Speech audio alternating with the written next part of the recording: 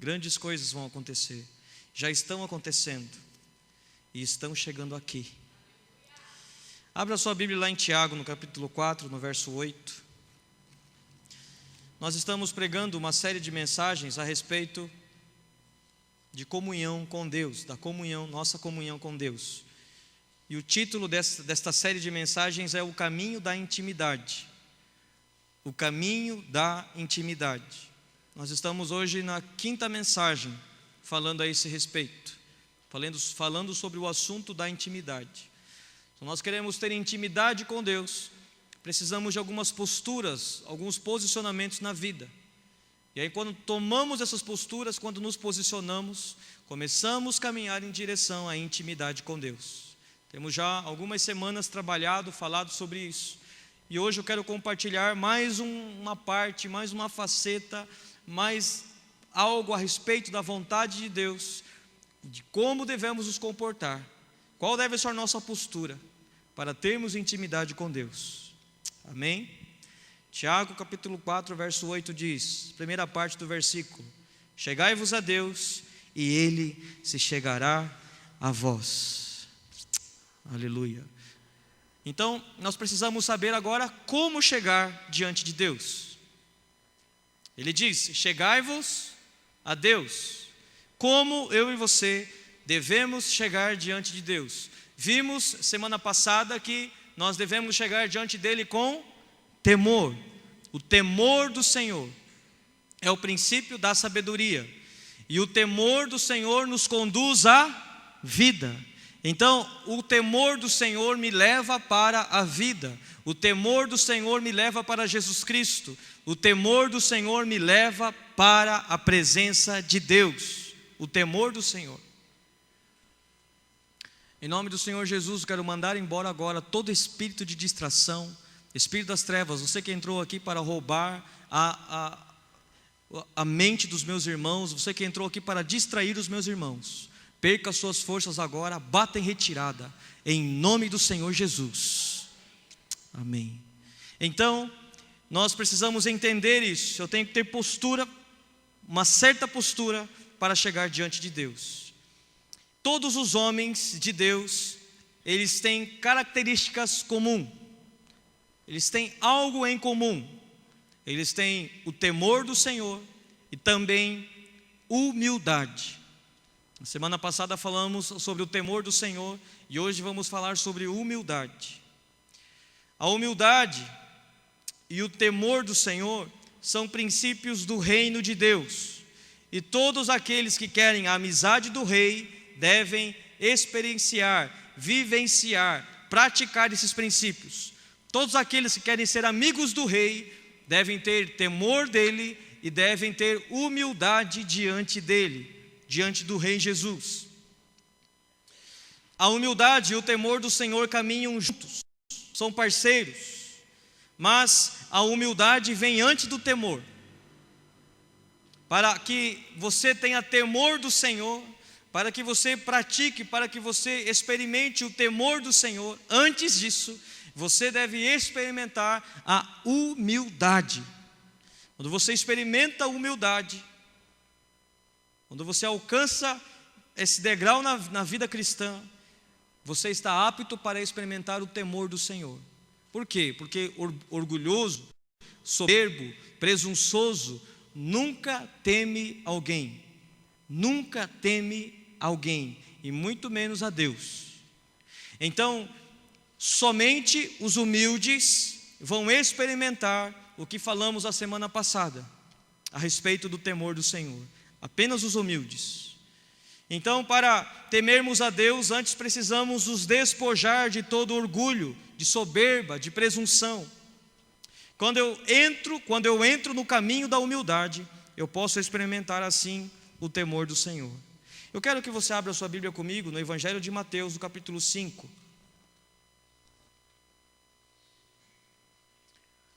Vamos ler o verso 3. Mateus, capítulo 5, verso 3. Está escrito assim: Jesus disse: bem-aventurados os pobres de espírito, porque deles é o reino dos céus.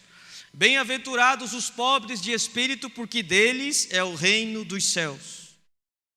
A primeira frase do sermão mais famoso de Jesus, do Sermão do Monte. A primeira frase que Jesus declarou quando ele começou a pregar esse sermão, o sermão mais conhecido, a mensagem mais conhecida do Senhor Jesus.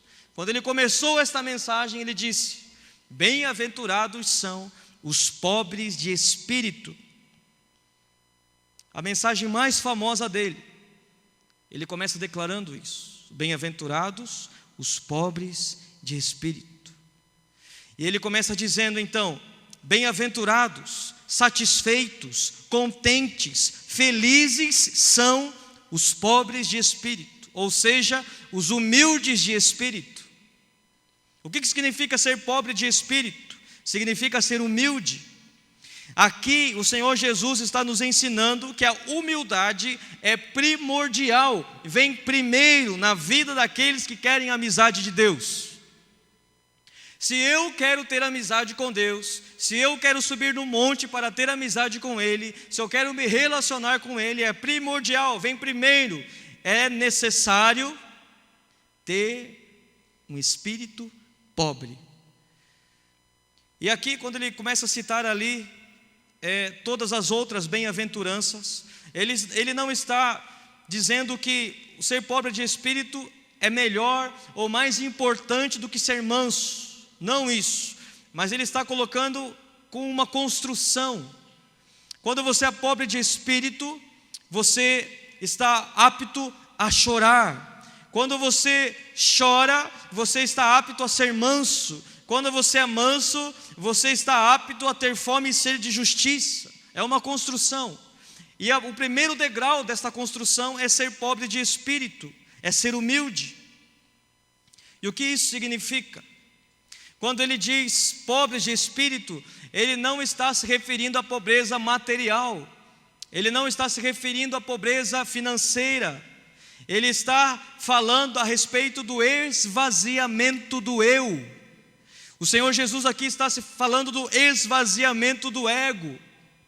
Pobreza de espírito é ter ausência de soberba, é ter ausência de orgulho. Isso é ser pobre de espírito. Poderíamos ler esse texto da seguinte maneira: felizes são aqueles que experimentam um completo vazio, esvaziamento de si mesmos. Aqueles que experimentam um completo esvaziamento de si mesmos herdarão o reino de Deus. Destes é o reino de Deus. Aqui o Senhor Jesus está nos ensinando que é impossível alcançarmos o reino de Deus pelas nossas capacidades intelectuais, pelas nossas experiências terrenas. É impossível. É possível alcançar o reino de Deus quando eu e você somos pobres de espírito, quando eu e você somos humildes diante dele. Nesses dias, se você quer ter amizade com Deus, se você quer ser íntimo dele, eu e você precisamos nos despojar de toda a autossuficiência, precisamos deixar a capa do orgulho, a capa da soberba cair e nos rendermos totalmente ao senhorio de Jesus Cristo, nos rendermos totalmente à vontade dele.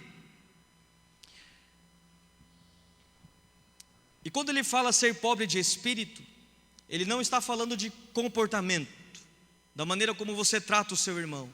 Ele está falando de uma convicção interna, de uma convicção dentro de você, de que você não pode nada sozinho, de que você não consegue nada sozinho, que você depende totalmente e exclusivamente dele, de Jesus Cristo, de Deus, do Espírito Santo, dos irmãos.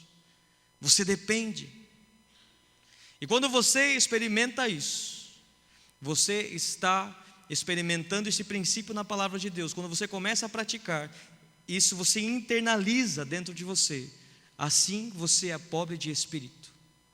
Mas quando lá no fundo, você acha que você pode, você acha que você é capaz, você é experiente, você sabe como fazer, deixa com o Beck. Quando você começa a viver assim, você está automaticamente se afastando de Deus. Mais para frente vamos ver aqui alguns textos quando Deus declara que Ele se aproxima daqueles que são humildes. Os soberbos Deus vê de longe, os orgulhosos Ele vê de longe. No Evangelho de João, capítulo 15, que nós lemos agora aqui no momento profético, Jesus disse: sem mim nada podeis fazer. Aqueles que compreendem isso são pobres de espírito. Aquele que compreende que sem Jesus ele é nada, ele não pode nada, ele não consegue nada sem Jesus, este é pobre de espírito. Jesus é tão tremendo, que Ele nos ensina exatamente o contrário daquilo que o mundo nos ensina. Por exemplo, o mundo nos ensina que você deve se impor sobre as pessoas. O mundo ensina que você deve falar alto. O mundo ensina que você deve acreditar em você mesmo.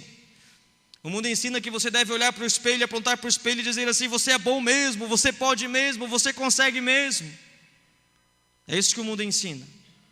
O mundo ensina que você é bom mesmo. O mundo ensina que quando você chega num lugar, você deve causar impacto nas pessoas, porque a primeira impressão é a que fica. Então você deve ser pomposo, você deve chegar e causar uma boa aparência. Você deve influenciar logo na primeira vez, você deve falar alto, você deve deixar as pessoas constrangidas, até meio envergonhadas de falar com você, para elas verem que você é bom. É isso que o mundo ensina, é isso que o mundo aí fora prega. Mas sabe o que Jesus ensina? Jesus ensina que Ele vive em nós. Ele ensina que o impacto, quem causa, é Ele em nós. Não preciso me impor, porque Ele cuida de mim, Ele é a minha proteção, Ele é o meu escudo, Ele é a minha força.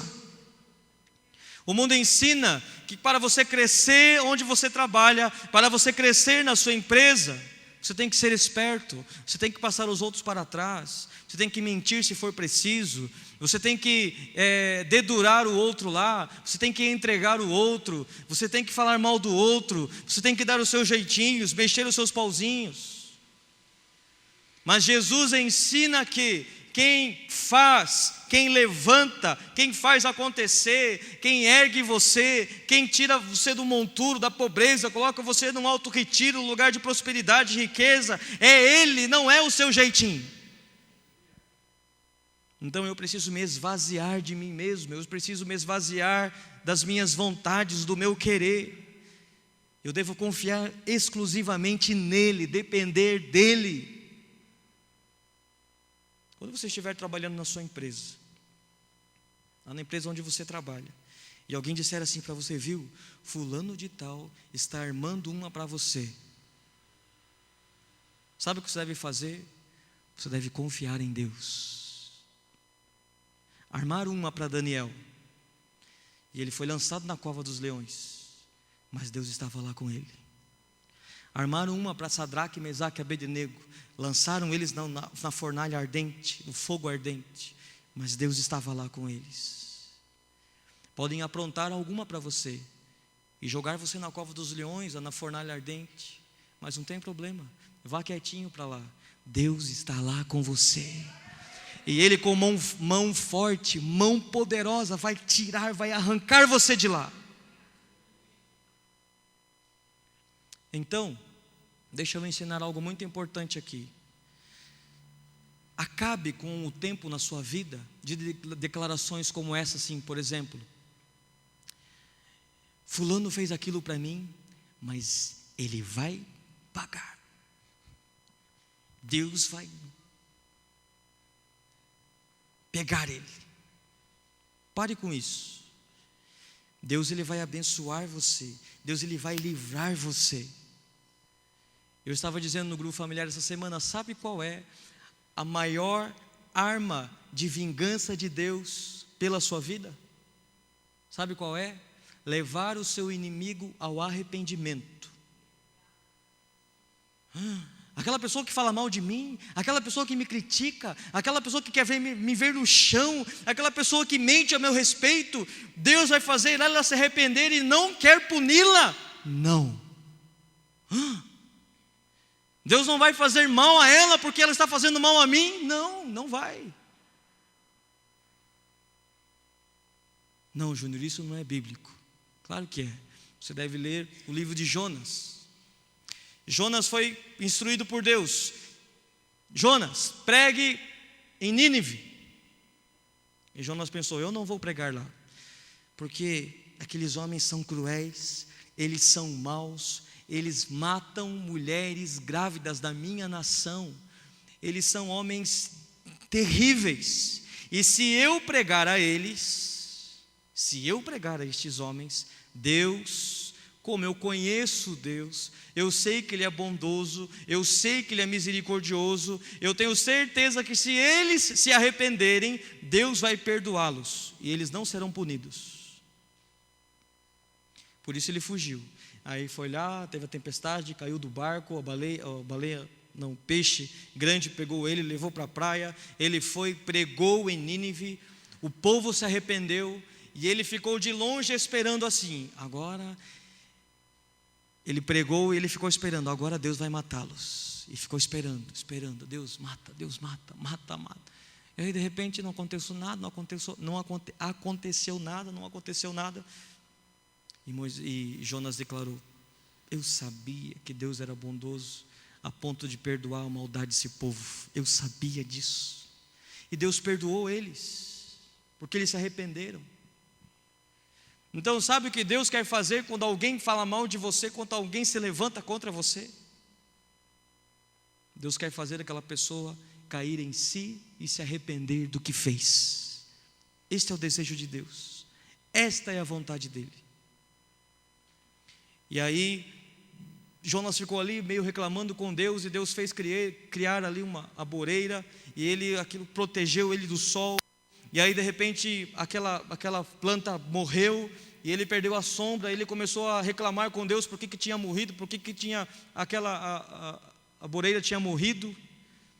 E aí Deus falou assim para ele: você tem piedade disso aí? E você não queria que eu tivesse piedade do povo? Então você está andando lá com a tua bicicletinha, o pneu da bicicleta estraga, você fala: furou o pneu da minha bicicleta. E você fala: e você tem dó do pneu da sua bicicleta, e você não quer que eu tenha dó daquele lá que fala mal de você na igreja? Você tem dó do seu carro quando o seu carro estraga, e você não quer que eu tenha dó daquele lá na igreja que critica você? Então sabe o que o pobre de espírito faz, o humilde faz, quando estão criticando ele, quando estão cuspindo nele, quando estão apedrejando ele? Sabe o que o pobre de espírito faz? O pobre de espírito diz: Pai, perdoa o que ele está fazendo, ele não sabe o que ele está fazendo, Pai, perdoa ele, não puna ele, perdoa ele, Pai. Deus, Ele está falando isso de mim, Ele está falando aquilo de mim, Deus, que Ele não sofra as consequências disso, perdoa Ele, Pai. Então tem muito crente, por causa do orgulho, por causa da presunção, por causa da soberba, fazendo orações desse tipo assim: Deus, mata ele, Deus, pega ele, você vai ver, Deus vai fazer você viver na miséria, Deus vai fazer você vir aqui ajoelhado, prostrado, para pedir perdão para mim. Que cristianismo é esse? Que evangelho é esse? Que Deus é esse? Então eu e você precisamos aprender a ser pobre de espírito, humilde, porque o humilde, ele não tem um orgulho para preservar, ele não tem um ego para proteger. Falaram mal de mim? Falaram. É verdade, a pessoa tem razão mesmo de falar. Como diz o Pio, se a pessoa me conhecesse de verdade, ela falaria mais mal ainda. E ela fala só isso de mim porque ela não me conhece. Então não fique todo temeroso, todo aflito, todo dodói quando falarem de você. É normal falarem mal de você, é normal falarem mal de mim. E aí? Ou eu e você aprendemos a lidar com isso, ou nós morremos. Ou aprendemos a perdoar as pessoas, ou nós vamos morrer espiritualmente. Seja pobre de espírito, jogue o seu ego para fora, jogue o seu eu no chão. Falaram mal de mim, e daí? Não fale mal dele, não fale mal de Jesus, não fale mal da sua palavra, não fale mal do Espírito Santo, não fale mal da igreja, mas de mim, vai falar, daí? Jogue o seu eu, o seu ego no chão. Ou você é daqueles que quando, fulano falou de você, falou? Vai querer ter satisfação, e já quer brigar, e já quer isso, já quer discutir.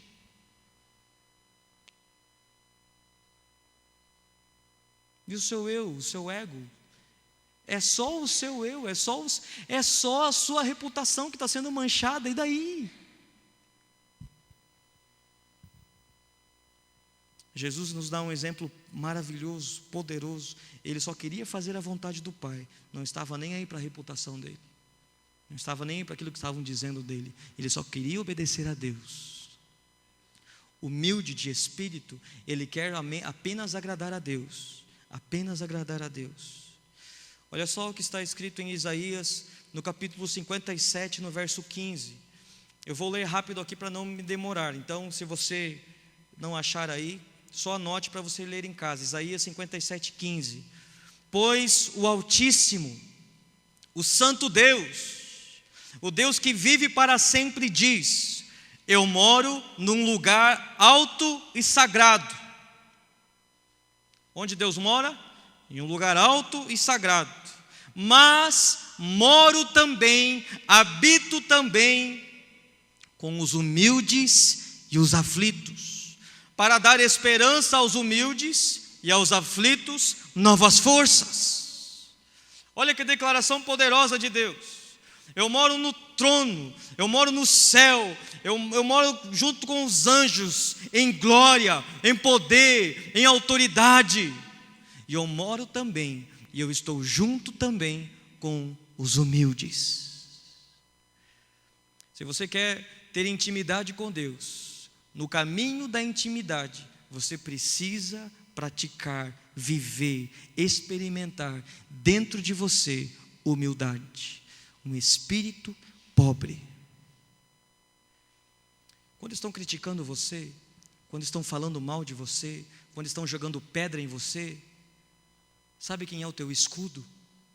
Sabe quem está com você, bem juntinho de você ali? Deus. Deus. Esses dias aconteceu algo interessante aqui, e até engraçado.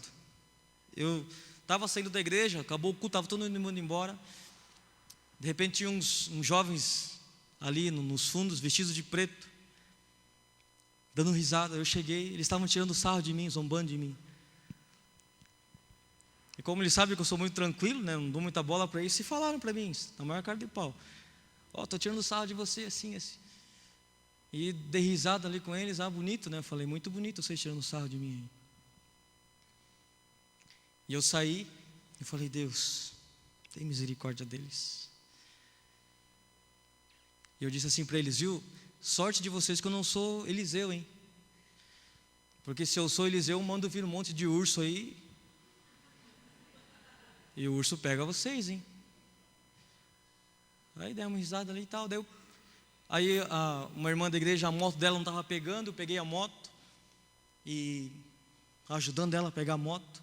De repente, parou um carro na frente ali, um monte de marmanjão, um monte de urso dentro do carro ali na frente.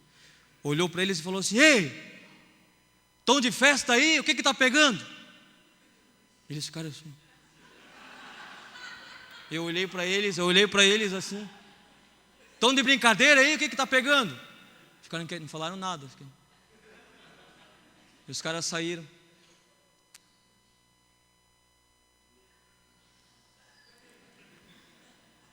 Olha o bando de urso dentro do carro. O urso dirigindo ainda. Eu falei: Deus, tem misericórdia deles. Tem misericórdia deles. Eu tinha clamado por misericórdia. Se eu tivesse saído ali com o coração magoado, eu falei: Deus, pega eles, que eles aprendam a não fazer isso comigo. Aqueles caras tinham descido do carro, mas eles tinham apanhado na frente da igreja. É engraçado, eu dou risada disso, mas não deixa de ser uma verdade. É muita coincidência aquilo. Eles não mexeram com os caras, eles estavam aqui dentro da igreja, os caras pararam lá na rua e começaram a mexer com eles. Por quê? Porque você tem que tomar muito cuidado quando você toca num filho de Deus, num ungido de Deus. Provérbios está escrito assim, ó: não faça as coisas e depois diga assim, é brincadeira. Isso não é só mérito meu, é seu também, você também é filho de Deus, não é? Deus cuida de você, Deus protege você, Deus protegeu Eliseu, e o mesmo Deus de ontem é o mesmo Deus de... é o mesmo? Então cuidado com o que você fala, cuidado com as brincadeiras a respeito dos outros. Eu não ligo, mas Ele liga. Os orgulhosos, os soberbos, confiam em si mesmos, confiam na sua postura, na sua beleza, no seu status, mas os humildes confiam em Deus e esperam nele. Eles esperam nele. Vamos ver a recompensa do humilde. Os humildes, o galardão, a recompensa do humilde e daquele que tem temor do Senhor são 3 coisas: riquezas, honra e vida. Provérbios capítulo 22, verso 4. O galardão da humildade e do temor do Senhor são riquezas, honra e vida. Provérbios 22, 4. O temor do Senhor é a instrução da sabedoria, e a humildade precede a honra. Percebe como o temor do Senhor e humildade andam juntos? O temor e a humildade produzem nas nossas vidas riqueza, honra e vida. Depois, o temor do Senhor é a instrução da sabedoria, e a humildade precede a honra. A humildade te levará para um lugar de honra. Os humildes são dirigidos, encaminhados, levados para um lugar chamado honra. Antes da ruína, gaba-se o coração do homem, mas diante da honra vai a humildade. Você quer saber se alguém vai cair? Você quer saber se alguém vai cair, vai falhar, vai errar, vai cair de cargo na empresa? Orgulho, soberba. É simples, está claro. A Bíblia diz assim: antes que alguém caia, ele se ensoberbece. Então você viu, o cara se exaltou, o cara se orgulhou, ele está se achando, ele é bom mesmo, ele está se achando o todo-poderoso. Não tem outra, ele vai cair. Ou ele vai ser mandado embora, ele vai ser despedido, alguma coisa vai acontecer. Mas a Bíblia deixa bem claro: antes da queda vem a soberba, e antes da honra vem a humildade. Seja humilde e você será promovido. Você quer ser promovido na sua empresa, onde você trabalha? Você quer crescer lá dentro? Seja humilde. Quando pedirem, um colega seu de trabalho pedir uma ajuda para você, vai lá e ajuda. Sirva ele lá. Não seja soberbo, não seja orgulhoso. Vai e trabalhe. Não, aqui eu sou o melhor de todos. Não, seja humilde. Fica quietinho e trabalha no seu canto. Precisaram de você, vai lá e ajuda. Serve, seja humilde. Seja o primeiro a chegar. Seja o último a sair. Seja humilde. E aí, sabe o que vai acontecer? Você será promovido. Você será promovido. Eu lembro quando trabalhava numa empresa e tinha um rapazinho lá que começou a me perseguir, começou a falar mal de mim.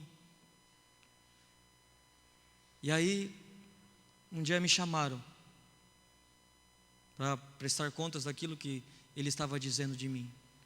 eu nem precisei me defender. Os outros sócios da empresa vieram e me defenderam. E quase mandaram o outro rapaz embora. E você está falando dele? Não. Esse cara aqui é o que mais trabalha aqui dentro.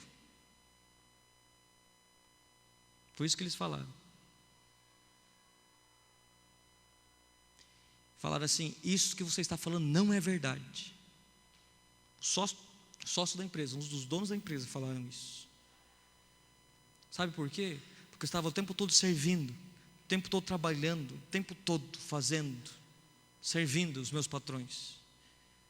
Um dia eu trabalhava lá no porto em Paranaguá.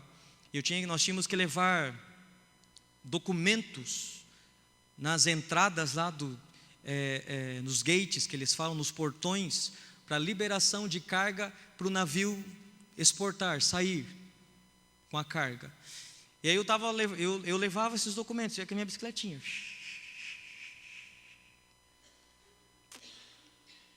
Então para mim é muito fácil vir trabalhar de bicicleta hoje, eu sempre fiz isso. Hoje eu só venho trabalhar de bicicleta. Já perdi alguns quilos com isso.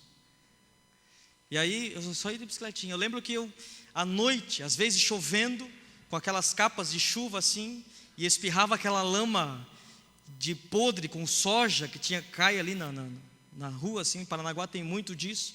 E ele passava aquele caminhão e jogava aquela lama de soja podre em mim. Eu andava o dia todo fedido, cheirando carniça, o dia todo.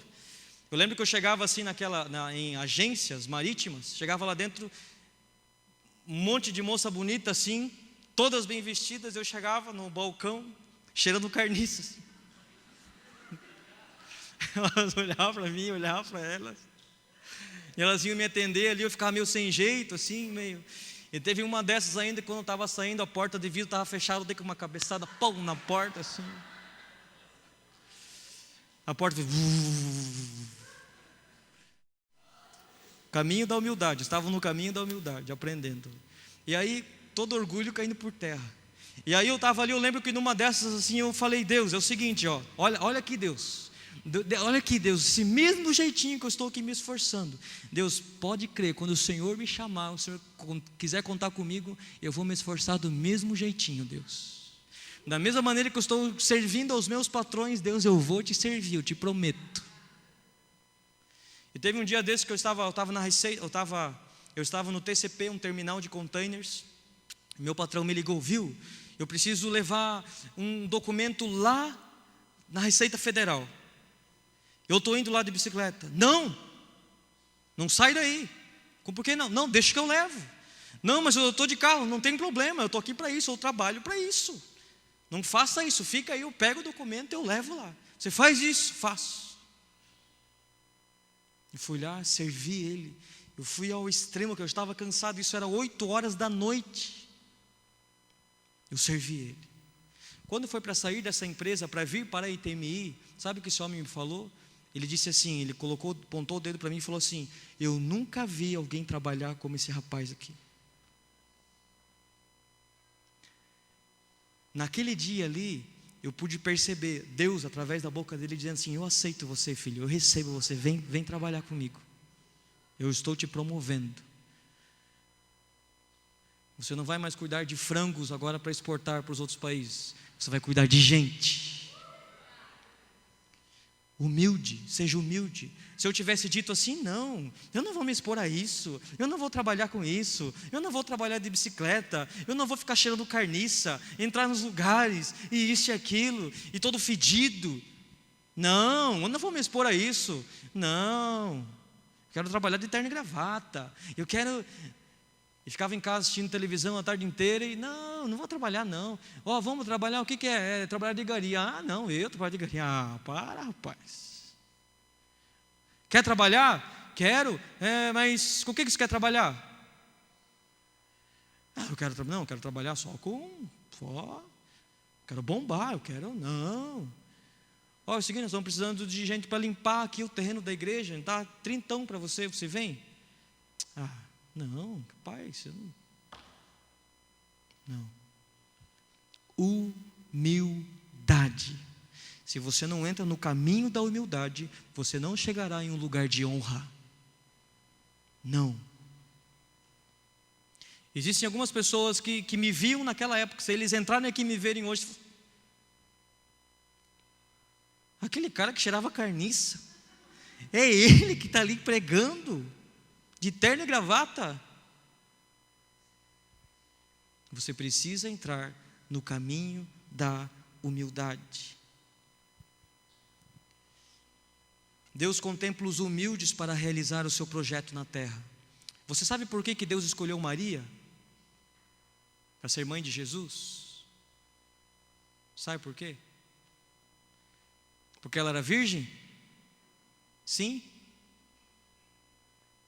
Lucas capítulo 1, no verso 48, você descobre lá o porquê que Deus escolheu Maria. Ela disse assim, ó: porque contemplou a humildade da sua serva.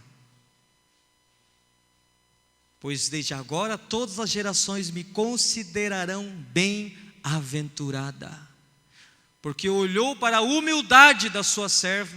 Agora eu serei mãe do Emanuel, do Cristo, de Jesus Cristo.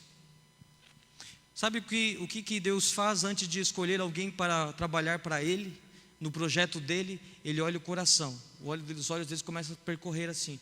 E aí Ele acha um humilde. Ele contempla a humildade no seu coração. Ele fala: é você. É com você que eu conto. É você que eu quero. É você que vai trabalhar comigo. Humildade. Tudo o que fazemos deve passar pela avaliação da humildade.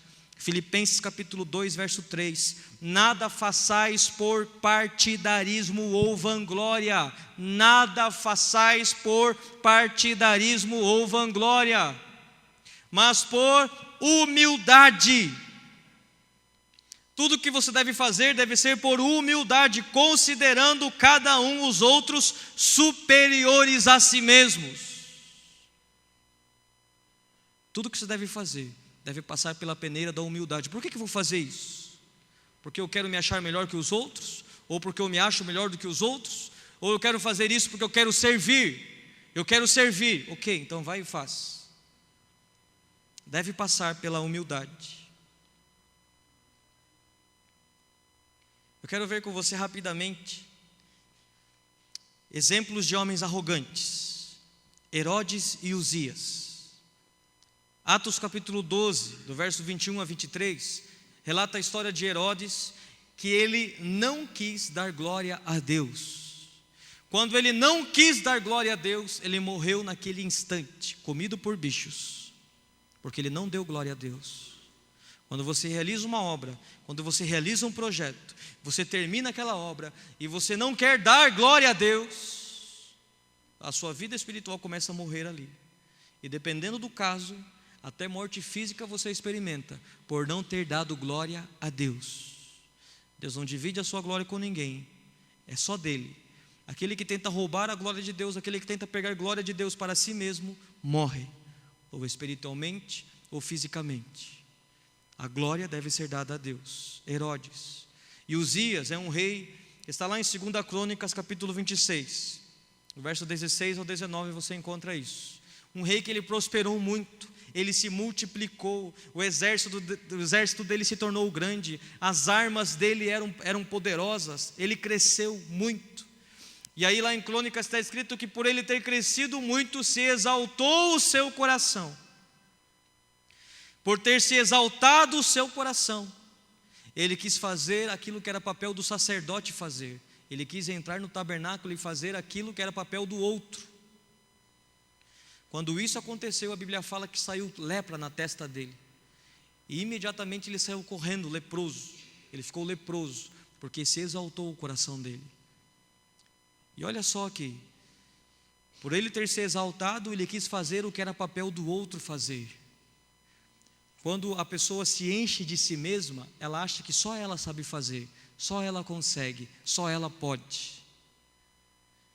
Não, deixa só eu fazer. Só eu consigo, só eu sei, só eu posso, deixa eu fazer tudo. Ninguém sabe fazer nada mesmo, só eu sei mesmo. Nesse escritório aqui só eu sei fazer, só misericórdia, só eu mesmo sei fazer, mais ninguém sabe fazer, deixa que eu faço tudo aqui. quando você quer assumir papel de outro, quando você quer assumir função de outro, isso é um sinal de que o teu coração está se exaltando. E isso traz sobre si lepra, enfermidade, doença. Exemplos de homens humildes: Gideão lá no capítulo 6 de Juízes, a partir do verso 11, ele fala assim: Deus, eu sou o menor da casa do meu pai, e a casa do meu pai é a menor de Israel. Sabe o que ele está dizendo? Deus, eu sou pobre de espírito, eu não tenho nada, eu não posso nada, eu não consigo nada, eu sou o menor. E aí Deus, quando Deus ouve isso, Ele fala assim: ok, se você é o menor, então tá bom, então agora você está junto com o maior de todos. Deus, Ele se une com humildes, Deus se une com aquele que se acha o menor dentro de si, de todo o coração. Eu sou o menor, sou, então ok, então agora eu sou contigo.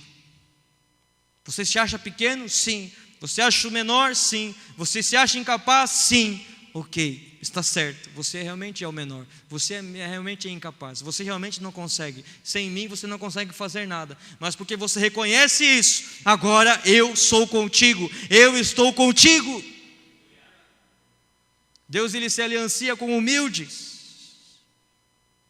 Moisés, no capítulo 12 de Números, no verso 3, ele diz assim: Moisés é o homem mais manso ou mais humilde de toda a terra.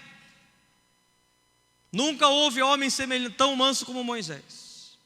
Só que preste atenção, quem está escrevendo isso é ele mesmo. Moisés escreveu o livro de Números.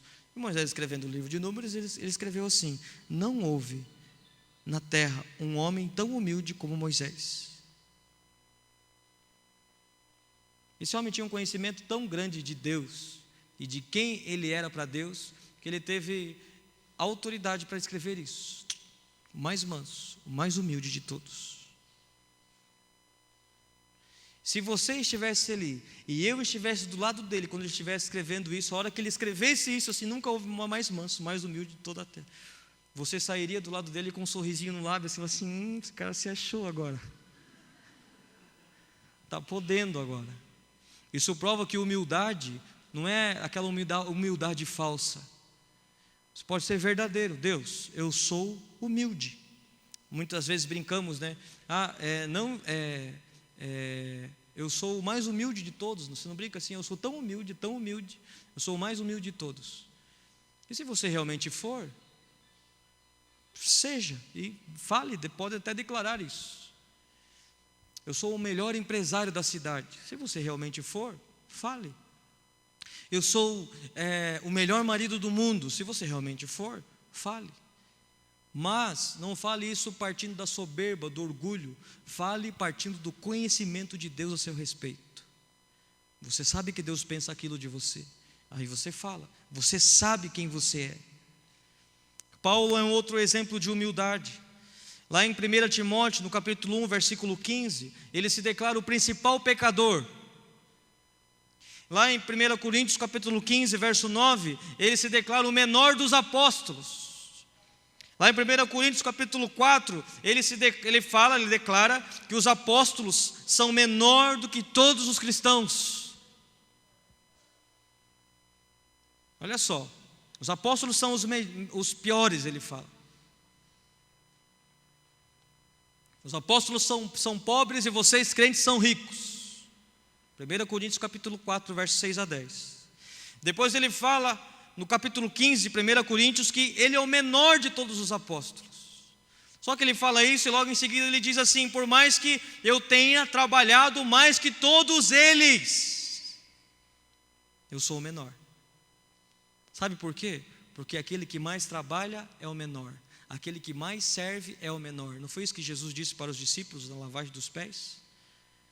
Se você quer ser grande, você deve servir.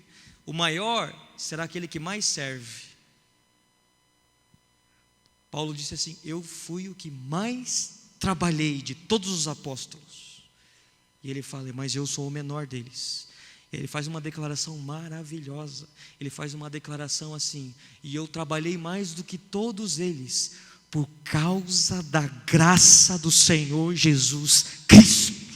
Eu tenho que ler isso com você. Abra lá, 1 Coríntios, primeira carta de Coríntios, no capítulo 15.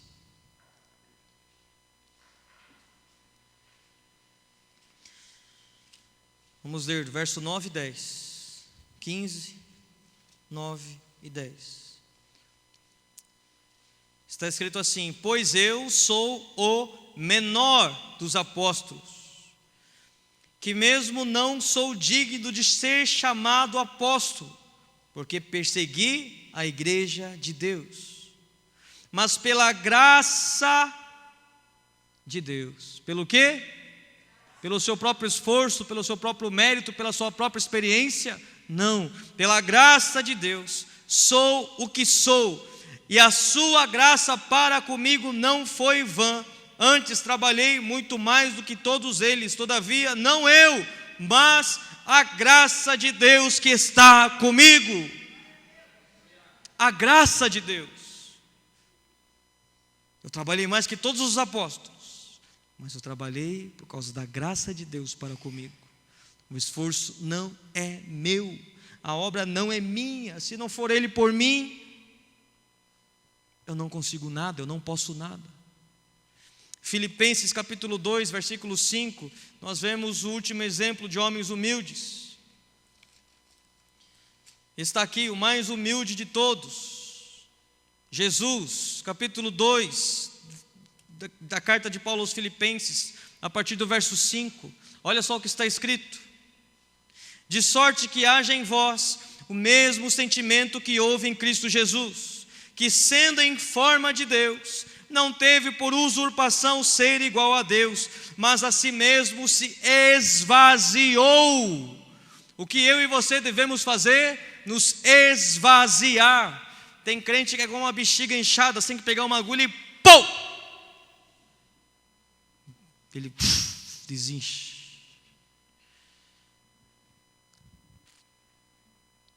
Muitas vezes eu e você estamos inchados, grandes demais. Deixa o Espírito Santo pegar uma agulha e furar você, para você ficar pequenininho, mais murchinho, mais humilde. Às vezes sua esposa não aguenta mais você, porque você está inchado demais. Ou seu esposo não aguenta mais você, porque você está inchado demais. Os seus filhos não aguentam mais você, porque você está inchado demais. Os seus empregados não aguentam mais você, porque você está inchado demais. O seu patrão não aguenta mais você, ele está louco, está contando os dias para mandar você embora, porque você está inchado demais. Jesus se esvaziou, tomando a forma de servo, fazendo-se semelhante aos homens, e achado na forma de homem, humilhou-se a si mesmo, sendo obediente até a morte, morte de cruz. Humildade.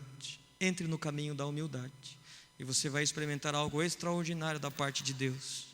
Na vida cristã existem 5 princípios básicos que você precisa viver para ter intimidade com Deus. Hoje nós falamos sobre humildade. Humildade é a primeira de todas. Está escrito que o humilde recebe graça.